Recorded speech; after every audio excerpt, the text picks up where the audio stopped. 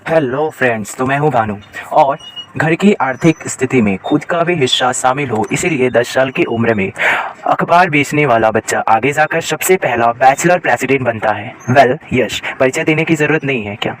हम सभी जानते हैं कि मैं बात कर रहा हूं दुनिया में के महान साइंटिस्ट एपीजे अब्दुल कलाम की, जिनकी बोली हुई हर एक बात दुनिया के लिए एक सीक्रेट थी। लेकिन प्रेसिडेंट बनना, क्या उनके लिए ये रास्ता इतना आसान था? एक मुस्लिम फैमिली से बिलोंग करने से उनको कई मुश्किलों का सामना करना पड़ा, लेकिन इन मुश्किलों में उन्होंने अपने पंखों को फैला के अपने सक्सेस की उड़ान भर के दिखाया। सिर्फ सक्सेस की ही उड़ान नहीं, वो इंडिया के कई मिसाइल और साइंस प्रोजेक्ट के भी उड़ान के कारण बन सके। तो उन्होंने कैसे इन सभी हालातों का डटकर सामना किया और कैसे लोग उन्हें इंडिया का मिसाइल मैन कह कर पुकारने लगे? इन सभी सवालों का जवाब और एपीजे अब्दुल कलाम की ज़िंदगी के कुछ माइंड ब्लोइंग किस्से मैं आपको सुनाऊंगा। So today's videos title is biography of APJ Abdul Kalam. If you want to shine like sun, first burn like sun. दुनिया को ये शिक्षा देने वाले इस सूरज का जन्म 15 अक्टूबर 1931 में रामेश्वरम के एक तमिल मुस्लिम फैमिली में हुआ था। पेशे से इनके पिताजी जैनुल आबदीन एक नाव चलाने वाले थे, जो हिंदू तीर्थयात्रियों को रामेश्वरम के तीर्थ स्थल का सैर कराते थे। माँ अशी अम्मा एक हाउसवाइफ थी। वैसे तो उनका घर छोटा था, पर परिवार बड़ा था। घर में 4 भाई और एक बहन थी, जिनमें अब्दुल कलाम सबसे छोटे थे। जब परिवार बड़ा था, तब घर में पैसे की समस्या होती रहती थी, इसीलिए घर की जमा पूंजी में खुद का हाथ देने के लिए अब्दुल कलाम ने केवल 10 साल की उम्र में पेपर बेचना शुरू कर दिया। लेकिन क्या ये सिर्फ एक ही रीज़न था इस काम को करने का? नहीं, उन्होंने इस काम को सोच समझ के चुना था। बचपन से ही कलाम जी को नॉलेज भी बहुत अच्छा लगता था, और इसलिए वे कई अखबार बेचने से पहले वो उस अखबार को पूरी तरह से पढ़ लिया करते थे। ऑफ कोर्स नॉलेज ढूंढने का ये रास्ता हमेशा से आसान नहीं था। एक गरीब मुस्लिम होने की वजह से उन्हें कई डिफ़िकल्टीज़ का सामना करना पड़ता था। उनमें से एक डिफ़िकल्टी उनके बचपन की ये है कि जब वह 5वीं कक्षा में थे, तब वह उनके बेस्ट फ्रेंड रामानंद शास्त्री के साथ फर्स्ट बेंच पर बैठा करते थे, जो एक रुद्रवरी हिंदू ब्राह्मण के लड़के थे। और अब्दुल कलाम जी एक मुस्लिम फैमिली के बच्चे थे। वे दोनों एक साथ फर्स्ट बेंच पे बैठा करते थे। पर एक दिन उनकी स्कूल में एक नए टीचर आए और एक ब्राह्मण के साथ एक मुस्लिम बच्चे को बैठा देख वो चौंक गए। उन्हें दोनों को का एक साथ बैठना अच्छा नहीं लगा और उन्होंने कलाम जी को लास्ट बेंच पर बैठा दिया। लेकिन लास्ट बेंच पर बैठना क्या उन्हें ज़िंदगी में पीछे छोड़ने वाला था? नहीं, क्योंकि उन्होंने ये ठान लिया था कि वो लास्ट बेंच पर बैठकर भी दुनिया को बदल देंगे। और शायद वो इसीलिए कहते थे कि the best brains of the nation may be found on the last benches of the classroom. और ऐसे ही कई लाइफ लेसन्स जीते जी सिखाकर अब्दुल कलाम जी आने वाली पीढ़ी के लिए छोड़ गए। लेकिन उनके लिए उनके लाइन के ये लेसन 2020 तक इंडिया को एक डेवलप कंट्री बनाने का सपना भी था। पर आने वाली पीढ़ी कहीं ना कहीं उन्हें भूलती जा रही है, और इसी को ध्यान में रख के मैं आज आपके सामने एक छोटी सी कविता के साथ प्रस्तुत हूँ, जो आपको उनकी याद दिला जाएगी। कविता का शीर्षक है देश का सच्चा सपूत था वो। शुरू करते हैं। देश का सच्चा सपूत था वो, जात पात से परे नेक बंदा था वो। फकीराना जिंदगी जीकर उसने देश को ताकतवर बनाया। सबसे चहीता राष्ट्रपति कहलाकर दिलों में अपनी जगह बनाया। नम आंखों को छोड़ वो अनगिनत यादों में बस गया। मिसाइल मैन कहलाने वाला अलविदा दोस्तों कह गया। अब फ्रेंड्स, स्पेशली लास्ट बेंच पर बैठने वाले अब्दुल कलाम की बहुत ही इंटरेस्टिंग कहानी स्टार्ट करते हैं। क्लास की लास्ट बेंच पर बैठे थे उन्होंने अपना एक गोल बनाया था, फाइटर पायलट बनने का गोल। और ये गोल बना था उनके गुरु की वजह से। एक दिन उनके टीचर मिस्टर शिवा सुब्रमण्यम अय्यर उनकी कक्षा को चिड़िया कैसे उड़ती है वो सिखा रहे थे। लेकिन 25 मिनट तक समझाने के बाद भी किसी को कुछ समझ में नहीं आया, और इसके लिए अय्यर जी ने एक सिंपल सा सॉल्यूशन निकाला। अगर थियोरेटिकल किसी को समझ में ना आए तो उन्हें प्रैक्टिकली दिखाना पड़ेगा, और बस यही था सॉल्यूशन। स्कूल ख़त्म होने के बाद वो सभी बच्चों को पास के ही एक समुद्र किनारे ले गए और वहाँ उड़ने वाले सभी पक्षियों के लाइव डेमो दिखाकर चिड़ियों के टेल से लेकर उनके पंखों की शेप तक के सब कुछ समझाया। कलाम जी को दिमाग में चिड़ियों की वो उड़ान बैठ गई और उन्होंने ये तय कर लिया कि वो बड़े होकर फाइटर पायलट जैसे गोल को हासिल करेंगे, क्योंकि उनका ये कहना था कि small aim is grand, have a great aim. लेकिन अपना सपना पूरा करने में वे हार गए। हुआ ये था कि अपने सपने को पूरा करने के लिए 1955 में उन्होंने मद्रास इंस्टीट्यूट ऑफ टेक्नोलॉजी में एरोस्पेस इंजीनियरिंग इस फील्ड में एडमिशन करा ली। अब इंजीनियरिंग थी तो प्रोजेक्ट मिलेगा ही, तो उन्हें लो लेवल अटैक एयरक्राफ्ट बनाने का प्रोजेक्ट मिला था। लेकिन सबमिशन के दिन जब उन्होंने अपनी प्रोजेक्ट सबमिट की तो प्रोफेसर को वो प्रोजेक्ट पसंद नहीं आया। उन्होंने कलाम जी को एक नया प्रोजेक्ट बनाने के लिए कहा। अब एक नया प्रोजेक्ट बनाना था तो कम से कम 1 मंथ का समय ज़रूर लगता। तो बस यही सोचकर कलाम जी ने 1 मंथ का समय मांग लिया। क्या आज तक किसी टीचर ने किसी को किसी कार्य के लिए 1 मंथ का समय दिया है? खैर, मुझे तो नहीं मिला। आपको मिला तो कमेंट करके बताएं। तो प्रोफेसर ने साफ मना कर दिया इसलिए, और बोला कि 3 दिन है तुम्हारे पास, सिर्फ 3 दिन, मुझे नया मॉडल चाहिए वरना अपनी स्कॉलरशिप भूल जाओ। ये सुनते ही कलाम जी के होश उड़ गए। क्या इतने कम समय में प्रोजेक्ट कंप्लीट करने को कलाम जी को रोकने वाला था? नहीं, स्कॉलरशिप छीन जाने की डर से कलाम जी सिर्फ 3 दिन में रात दिन मेहनत करके ये प्रोजेक्ट तैयार किया। और जब ये प्रोजेक्ट सबमिट किया तो उनके प्रोफेसर चकित रह गए। और फिर प्रोफेसर ने एक बात कही, मुझे पता था कि 3 दिन में ये प्रोजेक्ट बनाना संभव नहीं है, लेकिन स्कॉलरशिप छीन जाने की जुनून से तुमने ये पूरा कर लिया है। और इसी इंसिडेंट से कलाम जी को एक बात समझ में आ गई कि to succeed in your mission you must have single minded devotion to your goal. आखिर उनके इंजीनियरिंग में ख़त्म होने के बाद अपना सपना पूरा करने का एक अवसर एक इंटरव्यू के रूप में आया। वो था इंडियन एयरफोर्स ऑफ देहरादून का इंटरव्यू। लेकिन जैसा मैंने आपसे पहले कहा था कि उनका सपना अधूरा रह गया था, क्योंकि इस इंटरव्यू में 25 लोगों में से 8 लोगों को ही चुना गया। और पता है कलाम जी को कौन सी पोजीशन मिली थी?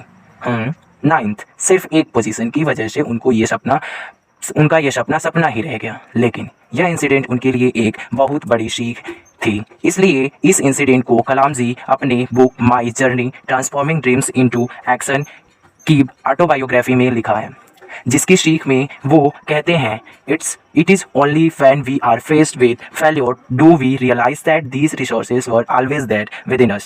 We only need to find them and move on with our life. चाहे वो अपनी निजी उड़ान में वो पीछे रह गए हो, लेकिन उनके इस मंत्र की वजह से वे पूरे इंडिया को सक्सेस की उड़ान देने वाले थे। जब उनका इंडियन एयरफोर्स में सिलेक्शन नहीं हो पाया तब उन्होंने 1958 में defence research and development organisation DRDO को ज्वाइन कर लिया। DRDO ज्वाइन करने के कुछ साल बाद ही उन्होंने विक्रम साराभाई जी के इंडियन नेशनल कमिटी इनकोस्पार में प्रमोट कर दिया, जहां उनका पहला मिशन था इंडिया का पहला उड़ान भरना, क्योंकि उनका मानना था कि the country does not deserve anything less than success from us. वैसे तो ये रॉकेट केरला के थुम्बा गांव से लॉन्च होने वाला था, लेकिन शुरुआती स्टेज में होने के कारण इनकोस्पार के पास ना कोई वर्कशॉप था और ना ही कोई रिसर्च फैसिलिटी। इस पर अब्दुल कलाम ने कहा, we should not give up and we should not allow the problem to defeat us. और फिर क्या था, उन्होंने थुम्बा के एक पुराने चर्च को अपना वर्कशॉप बना लिया और उसी चर्च के बिशप के